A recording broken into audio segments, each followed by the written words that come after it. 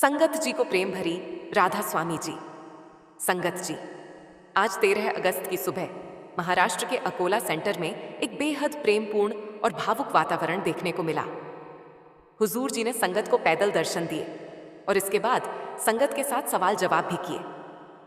इन सवाल जवाबों के दौरान संगत के मन में उठने वाले कई महत्वपूर्ण विषयों पर हुजूर जी ने बहुत ही सरल, सहज और प्रेम से भरे अंदाज में मार्गदर्शन दिया। इसीलिए आज हम आपके साथ अकोला सेंटर में हुए इन सवाल जवाबों की कुछ महत्वपूर्ण बातें साझा करने जा रहे हैं, ताकि जो संगत वहां मौजूद नहीं हो सकी वह भी इन बातों को सुनकर गुरु की सीख को समझ सके। संगत जी, अकोला सेंटर बहुत बड़ा सेंटर नहीं है, लेकिन आज वहां संगत का प्रेम और उत्साह देखते ही बन रहा था। सेंटर की क्षमता सीमित होने के बावजूद 10,000 से भी अधिक श्रद्धालु वहां पहुंच गए। इतनी बड़ी संख्या में संगत का एकत्रित होना इस बात को दर्शाता है कि गुरु के प्रति संगत के मन में कितना गहरा प्रेम, विश्वास और श्रद्धा है। तो आइए संगत जी, अब बिना समय गवाए आज अकोला सेंटर में हुए सवाल जवाबों की ओर चलते हैं। सबसे पहले एक बहन ने हुजूर जी के प्रति अपनी कृतज्ञता व्यक्त करते हुए कहा, हुजूर जी, दिल की गहराइयों से आपका बहुत बहुत धन्यवाद कि आप पहली बार हमारे इस छोटे से सेंटर में आए और हम सभी पर अपनी कृपा की। मेरी आपसे एक विनती है कि अगर संभव हो तो साल में कम से कम एक बार हमारे सेंटर में दर्शन देने की कृपा जरूर किया कीजिए। उस बहन की बात सुनने के बाद हुजूर जी ने बड़े ही सहज और प्रेमपूर्ण ढंग से उसे समझाया। उन्होंने कहा कि बेटा, मैं अपनी इच्छा से कहीं नहीं जाता। मेरे सतगुरु बाबा जी मुझे जैसा आदेश देते हैं मैं उसी आदेश के अनुसार चलता हूं। अगर अगले वर्ष भी उनकी मौज हुई और उनका हुक्म हुआ तो वे मुझे यहां दोबारा जरूर भेजेंगे। संगत जी, इसके साथ ही हुजूर जी ने एक ऐसी बात भी समझाई जिसे हम सभी को अपने जीवन में जरूर याद रखना चाहिए। उन्होंने कहा कि गुरु के साथ हमारा संबंध केवल बाहरी दर्शन तक सीमित नहीं होना चाहिए। गुरु से रिश्ता केवल इतना नहीं कि जब गुरु सामने आए तो हमें दर्शन मिल जाए और हम खुश हो जाए। असली रिश्ता तो मन के भीतर बनना चाहिए। गुरु के साथ हमारा संबंध अंदर से मजबूत होना चाहिए। सिर्फ गुरु के दर्शनों की इच्छा करते रहना ही पर्याप्त नहीं है। हमें यह भी देखना है कि गुरु जो रास्ता हमें बता रहे हैं, क्या हम उस रास्ते पर चल भी रहे हैं या नहीं। गुरु के दर्शन मिलना निश्चित रूप से सौभाग्य की बात है, लेकिन उन दर्शनों से मिलने वाली सीख को अपने जीवन में उतारना उससे भी अधिक महत्वपूर्ण है। गुरु की शिक्षाओं को समझना, उनके बताए मार्ग पर चलने की कोशिश करना और अपने जीवन में धीरे धीरे बदलाव लाना ही गुरु से सच्चा जुड़ाव है। इसीलिए संगत जी, हमें केवल यह नहीं सोचना चाहिए कि गुरु हमें बार बार दर्शन दे, बल्कि अपने मन से यह भी पूछना चाहिए कि गुरु जो समझा रहे हैं, क्या हम उसे अपने जीवन में अपनाने का प्रयास कर रहे हैं।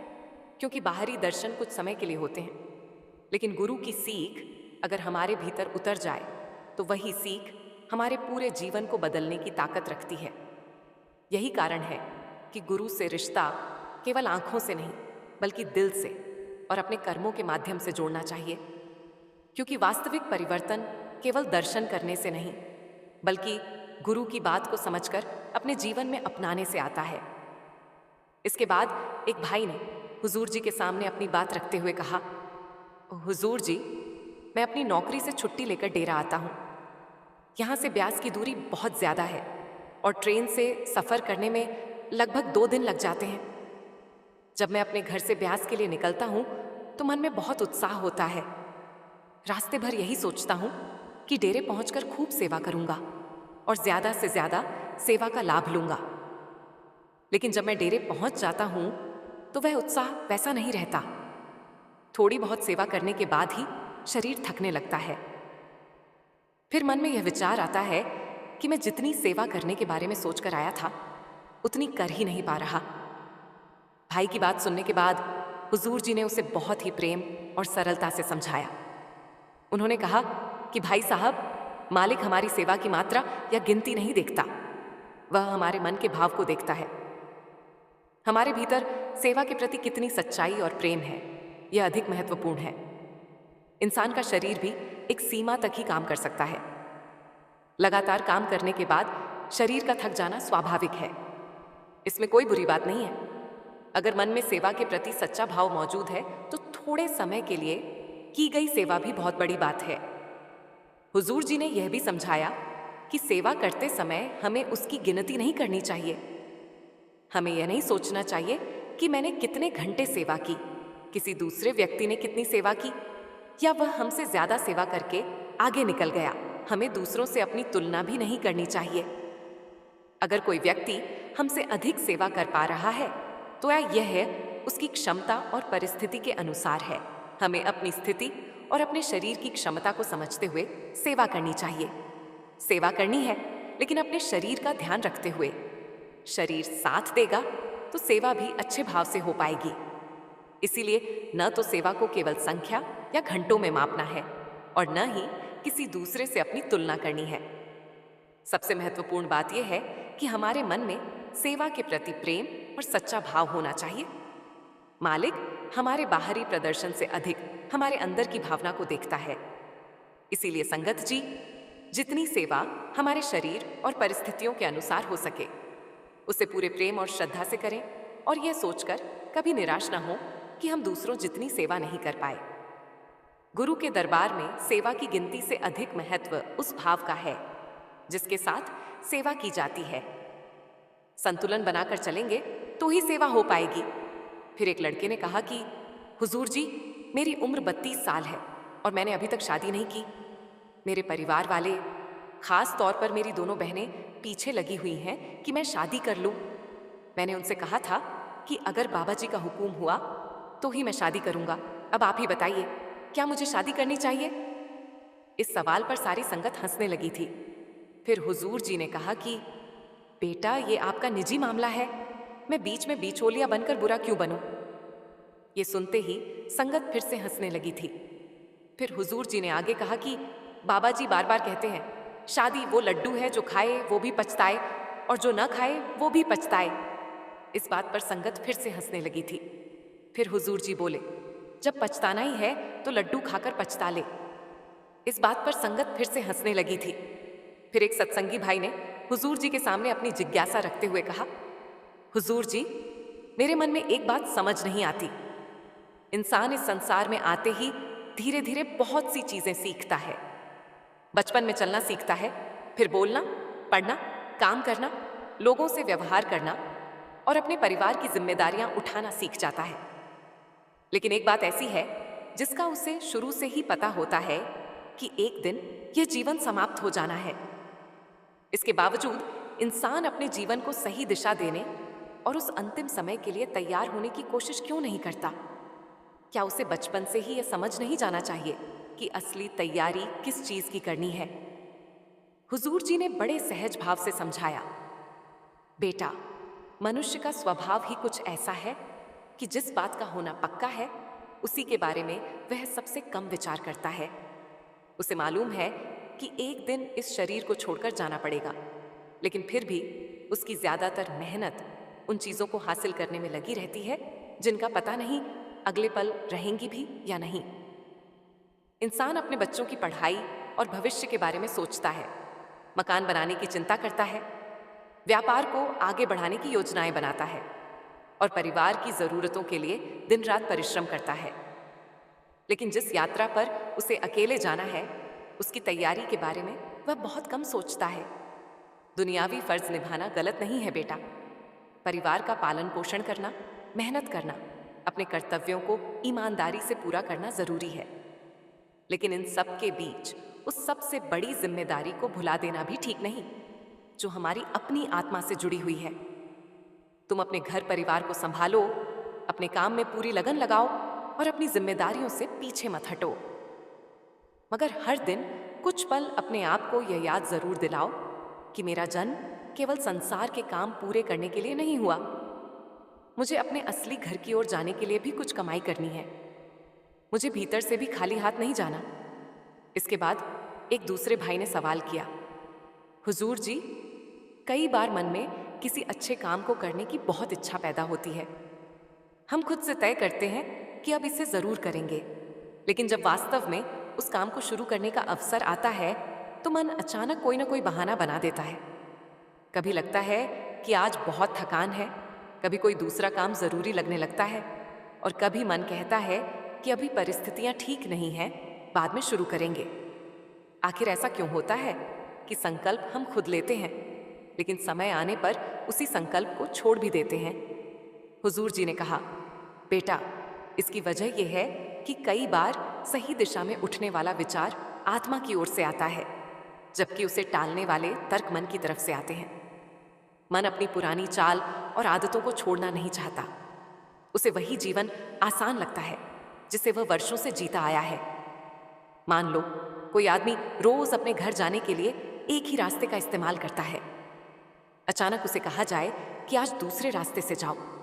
हो सकता है नया रास्ता उतना ही अच्छा और आसान हो, लेकिन फिर भी उसे वही रास्ता कठिन लगेगा, क्योंकि उसकी आदत पुराने रास्ते की बन चुकी है। हमारे मन के साथ भी यही होता है। जैसे ही हम अपने जीवन में कोई अच्छी आदत लाने या कोई अच्छा कार्य शुरू करने का निश्चय करते हैं, मन बेचैन होने लगता है। उसे डर रहता है कि कहीं आत्मा उसकी पकड़ से निकलने की कोशिश ना करने लगे। इसीलिए वह तरह तरह की वजहें हमारे सामने रखता रहता है। कभी वह कहेगा आज समय नहीं है, कभी कहेगा कल से शुरू करेंगे, और कभी ऐसी परेशानी दिखाएगा जो कुछ देर पहले तक हमें याद भी नहीं थी। इसीलिए बेटा, अगर तुम्हारे भीतर किसी अच्छे काम का विचार आया है और तुमने उसे करने का निर्णय कर लिया है, तो हर बार मन की अनुमति लेने की जरूरत नहीं। मन को अगर पूरी छूट दे दी तो वह आज के काम को कल और कल के काम को फिर किसी और दिन पर डालता रहेगा। फिर एक बहन ने हुजूर जी से पूछा, हुजूर जी, जब किसी चीज की हमारे जीवन में कमी होती है तो उसकी थोड़ी सी प्राप्ति भी हमें बहुत बड़ी लगती है, लेकिन जब वही चीज लगातार हमारे पास रहने लगे तो कुछ समय बाद उसकी अहमियत महसूस नहीं होती। क्या इसी कारण इंसान उन अनगिनत चीजों की कदर करना भूल जाता है जो उसे मालिक ने बिना मांगे दे रखी है? हुजूर जी ने उत्तर दिया, बेटा, मनुष्य की आदत ही ऐसी है। जिस वस्तु के लिए उसे इंतजार करना पड़े या जो चीज उसके पास ना हो, उसका महत्व उसे बहुत ज्यादा दिखाई देता है, लेकिन जो लगातार उसके पास बनी रहे, कुछ समय बाद वह उसे अपना अधिकार समझने लगता है। मालिक ने जब यह संसार बनाया तो इंसान को कितनी अनमोल चीजें प्रदान की, लेकिन संसार में आने के बाद मनुष्य यहाँ की चमक, आकर्षण और इच्छाओं में इतना उलझ गया कि उस दाता को ही भूल गया जिसने उसे यह सब प्रदान किया। देखो बेटा, जब किसी चीज की कमी हो जाती है तो हमारा पूरा ध्यान उसी तरफ चला जाता है, लेकिन जो चीज हर दिन सहज रूप से मिल रही हो, हम उसे सामान्य मान लेते हैं। हम हर पल सांस लेते हैं, लेकिन कितने लोग सांस लेते समय यह विचार करते हैं कि यह सांस भी मालिक की दी हुई दौलत है। हमारी आंखें रोज दुनिया को देखने का अवसर देती है, हमारे कान आवाजें सुनते हैं और हमारे पैर हमें जहां जाना हो वहां तक पहुंचाते हैं। इनकी असली कीमत अक्सर तब समझ आती है जब इनमें से कोई एक सुविधा हमसे छिन जाती है। संगत जी, आज महाराष्ट्र में हुए इन सवाल जवाबों से हमें यही समझने की कोशिश करनी चाहिए कि मालिक ने हमें जो कुछ दिया है उसकी कद्र करते हुए हमें अपने असली उद्देश्य को भी याद रखना चाहिए। लेकिन संगत जी, अभी वीडियो से कहीं मत जाइए। अब हम आपको एक ऐसी प्यारी और दिल को छू लेने वाली साखी सुनाने जा रहे हैं जिसमें एक नेत्रहीन सत्संगी भाई की गुरु के प्रति ऐसी तड़प दिखाई देती है कि इसे सुनकर मन भावुक हुए बिना नहीं रहता। यह सच्ची घटना उस भाई की है जिसने अपनी जिंदगी में बहुत कुछ गंवा दिया था। उसकी आंखों की ज्योति समाप्त हो चुकी थी। वह संसार को अपनी आंखों से देखने में असमर्थ था और आसपास की दुनिया को दूसरों की आवाजों, कदमों और अपने स्पर्श के माध्यम से समझता था। एक दिन उसके मन में अचानक ब्यास जाने की प्रबल इच्छा उठी। मन में ऐसी खिंचाव पैदा हुई कि उसने किसी तरह यात्रा की और डेरा पहुंच गया। वहां पहुंचकर उसके चारों तरफ संगत की आवाजें सुनाई दे रही थीं। कहीं लोग सेवा में लगे थे, कहीं संगत आ जा रही थी और हर तरफ एक अलग ही आध्यात्मिक वातावरण महसूस हो रहा था। आंखों से कुछ दिखाई नहीं देता था, लेकिन वहां की हलचल और आवाजें उसे बता रही थीं कि वह किसी खास जगह पर आ पहुंचा है। वह एक तरफ खड़ा होकर यही सोच रहा था कि आखिर सत्संग का पंडाल किस दिशा में होगा। उसे कुछ समझ नहीं आ रहा था कि वह अकेला वहां तक कैसे पहुंचे। उसी समय एक सेवादार की नजर उस भाई पर पड़ी। वह उसके पास गया और बड़े प्यार से बोला, भाई जी, लगता है आपको किसी सहायता की जरूरत है। उस भाई ने कहा, जी भाई साहब, मैं देख नहीं सकता। मैं यहाँ सत्संग सुनने की इच्छा लेकर आया हूँ। अगर आप मुझे पंडाल तक पहुँचा दें तो आपकी बहुत कृपा होगी। सेवादार ने उसकी बात समझते ही बिना कोई समय गंवाए उसका हाथ थाम लिया। उसे धीरे धीरे सहारा देते हुए पंडाल के भीतर ले गया और संगत के बीच एक उचित स्थान पर आराम से बैठा दिया, ताकि वह बिना किसी परेशानी के शांत मन से सत्संग सुन सके। कुछ देर बाद सत्संग आरंभ हुआ। वह भाई पूरी तरह शांत होकर अपनी जगह बैठा रहा। उसकी आंखों में रोशनी नहीं थी, लेकिन उसके कान सत्संग के एक एक शब्द पर पूरी तरह टिके हुए थे। वह जिस ध्यान और तल्लीनता से सत्संग सुन रहा था, उसे देखकर ऐसा लगता था जैसे कोई लंबे समय से प्यासा व्यक्ति पानी की एक एक बूंद को बड़ी सावधानी और कृतज्ञता के साथ ग्रहण करता है। सत्संग का हर शब्द उसके मन को भीतर तक छू रहा था। ऐसा महसूस हो रहा था जैसे वह केवल सुन नहीं रहा, बल्कि उन बातों को अपने भीतर उतार रहा हो। जब सत्संग समाप्त हुआ तो उसने उसी सेवादार का हाथ पकड़ लिया और बहुत विनम्रता से कहा, भाई जी, अगर आपको बुरा ना लगे तो मैं आपसे एक बात पूछना चाहता हूं। सेवादार ने प्रेम से उसकी ओर देखते हुए कहा, हाँ भाई जी, बिल्कुल पूछिए, क्या बात है। वह भाई कुछ क्षण रुका और फिर बोला, मेरे मन में एक बहुत बड़ी इच्छा है। मैं अपने गुरु जी से मिलना चाहता हूं। क्या किसी तरह मेरी उनसे मुलाकात हो सकती है? सेवादार ने उसकी बात ध्यान से सुनी। वह उसकी भावना को समझ रहा था, लेकिन उस समय संगत की संख्या बहुत अधिक थी। इसलिए उसने उसे समझाते हुए कहा, भाई जी, आज यहाँ बहुत बड़ी संख्या में संगत आई हुई है। इस समय गुरुजी से व्यक्तिगत रूप से मिलना थोड़ा मुश्किल होगा। आप आज की रात यहीं रुक जाइए, कल सुबह फिर सत्संग सुन लीजिए। उसके बाद हम कोशिश करेंगे कि आपकी मुलाकात गुरुजी से किस तरह करवाई जा सकती है। उस भाई ने बिना किसी शिकायत के सेवादार की बात स्वीकार कर ली। फिर शांत स्वर में बोला, ठीक है भाई जी, अगर मेरे मन में गुरुजी से मिलने की सच्ची आस लगी हुई है तो मैं केवल एक दिन क्यों, जितना भी इंतजार करना पड़े कर लूंगा।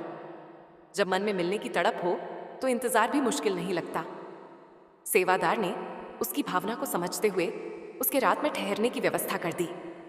वह भाई उसी स्थान पर रुक गया। संगत जी, उसकी आंखों में दुनिया को देखने की रोशनी नहीं थी, लेकिन उसके मन में एक ऐसी उम्मीद जरूर जल रही थी जो किसी भी बाहरी रोशनी से कहीं अधिक उजली थी। उसे विश्वास था कि शायद आने वाला दिन उसे उस गुरु के सामने खड़ा कर देगा, जिसके दर्शन की आस लेकर वह इतनी दूर से यहां तक आया था। उस रात शायद उसके मन में बार बार यही विचार आते रहे होंगे कि कल क्या होगा। क्या उसे गुरुजी से मिलने का अवसर मिलेगा? क्या उसकी वर्षों से भीतर छिपी इच्छा पूरी होगी? लेकिन इन सवालों के बावजूद उसके मन में निराशा नहीं थी। उसके भीतर केवल एक भरोसा था और गुरु दर्शन की गहरी तड़प थी। अगली सुबह होते ही वह भाई फिर से सत्संग सुनने के लिए पंडाल में पहुंच गया। पिछली रात से ही उसके मन में गुरुजी से मिलने की जो आस जगी थी, वह अब और भी गहरी हो चुकी थी। अब उसकी प्रतीक्षा केवल अगले सत्संग की नहीं थी। उसके मन की प्रतीक्षा उस पल के लिए थी जब वह अपने गुरुजी के सामने खड़ा होकर अपनी बात कह सके। उस दिन सत्संग में गुरु की महिमा, नाम की कमाई और नामदान के महत्व के बारे में चर्चा हो रही थी। वह भाई पूरी एकाग्रता के साथ हर बात सुन रहा था। उसकी आंखों के सामने संसार का कोई दृश्य नहीं था, लेकिन कानों से सुनी जा रही बातें उसके भीतर एक अलग ही तस्वीर बना रही थीं। जैसे जैसे नामदान की चर्चा आगे बढ़ती गई, उसके मन की बेचैनी भी बढ़ने लगी।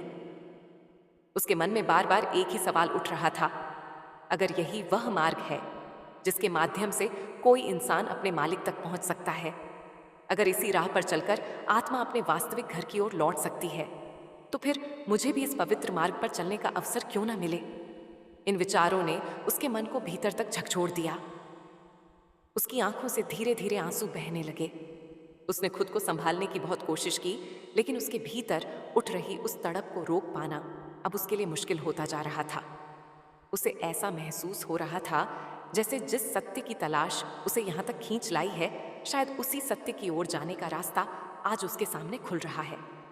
उसके मन में एक अजीब सी उम्मीद जाग चुकी थी। उसे लग रहा था कि शायद मालिक ने ही उसके भीतर यह इच्छा पैदा की है और शायद यही समय है जब उसे उस राह पर कदम रखने का अवसर मिल सकता है। जब सत्संग समाप्त हुआ तो उसने बिना देर किए उस सेवादार को ढूंढना शुरू किया जिसने पिछले दिन उसकी सहायता की थी। आखिरकार वह उसे मिल गया। वह उसके पास गया और बहुत विनम्रता से बोला, भाई जी, मेरे मन में भी नामदान लेने की बहुत इच्छा पैदा हो गई है। मैं भी चाहता हूं कि मुझे इस मार्ग से जुड़ने और इस राह पर आगे बढ़ने का अवसर मिले। सेवादार ने उसकी बात ध्यान से सुनी। वह उसकी भावनाओं को समझ रहा था, इसीलिए उसने बड़े प्रेम से उसे समझाते हुए कहा, भाई जी, नामदान के लिए कुछ निश्चित नियम और एक निर्धारित प्रक्रिया होती है। हर व्यक्ति को उसी व्यवस्था के अनुसार आगे बढ़ना पड़ता है। इसीलिए आपको थोड़ा धैर्य रखना होगा और जो प्रक्रिया है उसी के अनुसार चलना होगा। लेकिन उस भाई के मन में जो भावना जाग चुकी थी वह इतनी गहरी थी कि वह अपनी बात से पीछे हटने को तैयार नहीं था। उसने बहुत नम्रता से अपनी बात रखते हुए कहा, भाई जी, मैं आपसे अपने लिए किसी विशेष सुविधा की मांग नहीं कर रहा हूं। मैं केवल इतनी विनती कर रहा हूं कि मेरी बात एक बार गुरु जी तक पहुंचा दी जाए। अगर मैं इस दांत के योग्य नहीं हूं, अगर मेरी पात्रता नहीं है, तो गुरु जी स्वयं मुझे मना कर देंगे। लेकिन मैं अपनी ओर से ये कोशिश किए बिना यहां से वापस नहीं जाना चाहता। उसकी आवाज में बनावट नहीं थी। उसके शब्दों में एक सच्ची पुकार और दिल से निकली हुई विनती थी। उसकी आंखों में जो आंस थी, उसे देखकर सेवादार भी उसकी बात को अनदेखा नहीं कर सका। आखिरकार उसने उसकी भावना को समझते हुए उसे गुरुजी के सामने ले जाने के लिए हामी भर दी। वह भाई धीरे धीरे आगे बढ़ता हुआ गुरुजी के सामने पहुंचा। वहां जाकर उसने दोनों हाथ जोड़ लिए और विनम्रता से खड़ा हो गया। उसके चेहरे पर भीतर उमड़ रही भावनाओं की गहराई साफ दिखाई दे रही थी। वह कुछ क्षणों तक स्वयं को संभालता रहा, फिर भर्राई हुई आवाज में अपनी बात कहने लगा, बाबा जी, मैं बहुत दूर से अपने मन में एक उम्मीद लेकर आपके पास आया हूं। मेरी आंखों की रोशनी चली गई है, इसलिए मैं इस संसार को अपनी आंखों से देख पाने में असमर्थ हूं। लेकिन आज मेरे भीतर पहली बार एक ऐसी इच्छा जागी है जो मेरे मन को पूरी तरह बदल रही है। मेरे मन में बस यही ख्याल आता है कि काश मेरे भीतर वह आंख खुल जाए जिसके द्वारा मैं अपने असली मालिक को पहचान सकूं। संसार को देखने वाली आंखें तो मेरे पास नहीं रहीं, लेकिन अगर आपकी कृपा हो जाए तो शायद मेरे भीतर वह आध्यात्मिक दृष्टि जाग जाए जिससे मैं उस मालिक को पहचान सकूं जिसकी तलाश में मेरी आत्मा भटक रही है। बाबा जी, अगर मैं इस मार्ग पर चलने के योग्य हूं, अगर मेरे लिए भी इस दांत का कोई भाग लिखा है, तो कृपा करके मुझे अपने चरणों से दूर मत कीजिए। मुझे भी इस राह पर चलने का अवसर प्रदान कीजिए। मैं अपने जीवन में बहुत कुछ खो चुका हूं, लेकिन आज पहली बार मेरे मन में यह उम्मीद जगी है कि शायद अब मुझे वह मिल सकता है जिसकी तलाश मेरे मन को न जाने कितने समय से थी। इतना कहते कहते उसकी आवाज भावनाओं से भर गई। वह कुछ क्षणों के लिए बिल्कुल शांत हो गया। फिर उसकी आंखों से लगातार बहते आंसुओं के बीच उसने अपनी बात आगे बढ़ाई। बाबा जी, मुझे इस संसार की धन दौलत नहीं चाहिए। मुझे किसी तरह के ऐशो आराम या सांसारिक सुख की भी इच्छा नहीं है। मेरी बस एक ही प्रार्थना है कि मेरा मन उस मालिक को याद करना सीख जाए जिसके बिना यह मनुष्य जीवन अधूरा है। मुझे केवल वह राह चाहिए जो मुझे मेरे असली मालिक की याद से जोड़ दे। संगत जी, उसकी बात सुनकर वहां मौजूद लोगों के दिल भी भावुक हो उठे। उसके शब्दों में किसी प्रकार का दिखावा नहीं था। वह अपनी आंखों की रोशनी चले जाने को लेकर कोई शिकायत नहीं कर रहा था और न ही अपने जीवन की परेशानियों का दुखड़ा सुना रहा था। उसकी मांग बहुत छोटी लेकिन भीतर से बहुत बड़ी थी। वह केवल मालिक को याद करने का रास्ता चाहता था। कुछ समय बाद नामदान से संबंधित आवश्यक प्रक्रिया पूरी हुई और धीरे धीरे बाकी संगत भी अपने अपने स्थानों की ओर जाने लगी। तभी उस भाई को दोबारा गुरुजी के पास बुलाया गया। वह फिर से बाबा जी के सामने पहुंचा और दोनों हाथ जोड़कर विनम्रता से खड़ा हो गया। बाबा जी ने उसे प्रेम पूर्वक देखते हुए कहा, भाई, घबराने की कोई जरूरत नहीं है। जिस सत्य की तलाश में तुम यहां तक आए हो, उसे केवल संसार की इन बाहरी आंखों से नहीं देखा जा सकता। वह भाई सिर झुकाकर खड़ा रहा। उसके मन के भीतर उस समय न जाने कितने विचार चल रहे थे। शायद उसके मन में यह सवाल भी उठ रहा था कि वह तो एक असहाय और नेत्रहीन इंसान है, फिर गुरु उसके जीवन में उसे क्या दे सकते हैं। वह संसार को अपनी आंखों से देखने में असमर्थ था, लेकिन उसके भीतर मालिक को देखने और पहचानने की इच्छा पहले से कहीं अधिक प्रबल हो चुकी थी। तभी बाबा जी ने उससे बहुत सहज भाव से कहा, भाई, अपना चेहरा उठाकर मेरी ओर देखो। बाबा जी के इन शब्दों को सुनकर उसने धीरे धीरे अपना सिर ऊपर उठाया। उसने अपने चेहरे को बाबा जी की ओर किया और संगत जी, यहीं से उसके जीवन का वह क्षण आया जिसे वह शायद कभी भी भूल नहीं सकता था। जिन आंखों से वह वर्षों से इस संसार को देखने में असमर्थ था, उन्हीं आंखों के सामने अचानक कुछ क्षणों के लिए जैसे प्रकाश फैल गया। उसके सामने गुरु जी का चेहरा दिखाई देने लगा। वह भाई कुछ पल के लिए बिल्कुल स्तब्ध रह गया। उसे जैसे समझ ही नहीं आया कि उसके साथ क्या हो रहा है। उसके होंठ भावनाओं से कांपने लगे। उसकी आंखों से आंसू रुकने का नाम नहीं ले रहे थे। वह कुछ बोलने की स्थिति में ही नहीं था। बस दोनों हाथ जोड़कर उसी अवस्था में गुरु जी के सामने खड़ा रहा। संगत जी, उसके लिए वह पल केवल आंखों के सामने दिखाई देने वाले प्रकाश का अनुभव नहीं था। उसके लिए ऐसा था जैसे वर्षों से चले आ रहे अंधकार के बीच अचानक किसी ने उजाले का एक दीप जला दिया हो। जिस इंसान ने लंबे समय तक दुनिया को अपनी आंखों से देखने का अवसर खो दिया था, उसके सामने उसी क्षण गुरु जी का चेहरा दिखाई दिया। उसके लिए यह अनुभव शब्दों से कहीं आगे था। उसके भीतर जो भाव उठ रहे थे, उन्हें वह स्वयं भी पूरी तरह व्यक्त नहीं कर पा रहा था। कुछ क्षणों के बाद उसकी आंखें फिर पहले जैसी अवस्था में लौट आईं और वह दोबारा बाहरी संसार को देखने में असमर्थ हो गया। लेकिन संगत जी, उन कुछ क्षणों में उसके भीतर जो अनुभव उतर चुका था, वह उसके लिए जीवन भर की एक अमिट याद बन गया। बाहर से देखने पर सब कुछ फिर पहले जैसा ही हो गया था। कुछ क्षणों के बाद उसकी आंखों के सामने वही अंधकार लौट आया। लेकिन संगत जी, उसके भीतर अब बहुत कुछ बदल चुका था। पहले वह यही मानता था कि उसके जीवन की सबसे बड़ी कमी उसकी आंखों की रोशनी का चले जाना है। उसे लगता था कि अगर उसकी आंखें ठीक होती तो शायद उसका जीवन भी पूरा होता। लेकिन गुरु कृपा से मिले उस अनुभव ने उसकी सोच ही बदल दी। अब उसे समझ आ गया था कि इंसान की सबसे बड़ी कमी बाहरी आंखों का बंद होना नहीं है। असली कमी तो तब पैदा होती है जब मनुष्य के भीतर की आंख बंद हो जाए और वह उस मालिक को ही भूल जाए जिसने उसे यह मनुष्य जीवन दिया है।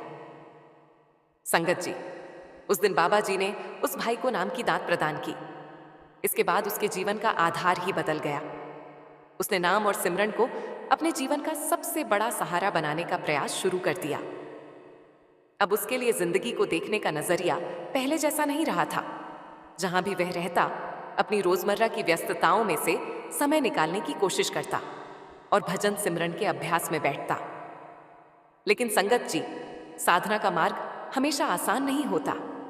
कई बार बैठने पर मन बिल्कुल शांत नहीं होता था। तरह तरह के विचार उसे परेशान करते थे।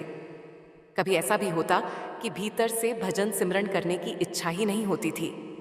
फिर भी उसने अभ्यास को छोड़ना नहीं सीखा, क्योंकि अब वह एक बात अच्छी तरह समझ चुका था कि केवल मन में इच्छा पैदा कर लेना ही पर्याप्त नहीं है। मंजिल तक पहुंचने के लिए निरंतर प्रयास करना पड़ता है और साथ ही गुरु पर अपना विश्वास बनाए रखना भी जरूरी है। धीरे धीरे उसके भीतर नाम के प्रति लगन बढ़ने लगी। सतगुरु के प्रति उसका भरोसा पहले से कहीं अधिक गहरा होता चला गया। वह अपनी सांसारिक परिस्थितियों को अपनी साधना के मार्ग में दीवार नहीं बनने देता था। परिस्थितियां जैसी भी होती, वह अपनी ओर से अभ्यास जारी रखने की कोशिश करता रहा।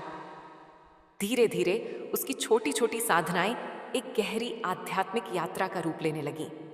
जो प्रयास उसने शुरुआत में बहुत साधारण रूप से शुरू किए थे, वही समय के साथ उसके जीवन का आधार बन गए। आखिरकार कुछ समय बीतने के बाद उसकी यह आध्यात्मिक यात्रा उस मुकाम तक पहुंची जहां बाबा जी की कृपा से उसे सचखंड की प्राप्ति हुई। संगत जी, इस पूरी साखी में हमारे लिए एक बहुत गहरी सीख छिपी हुई है। गुरु की मेहर कब किस जीव पर और किस रूप में बरस जाए, इसे इंसान अपनी बुद्धि से समझ नहीं सकता।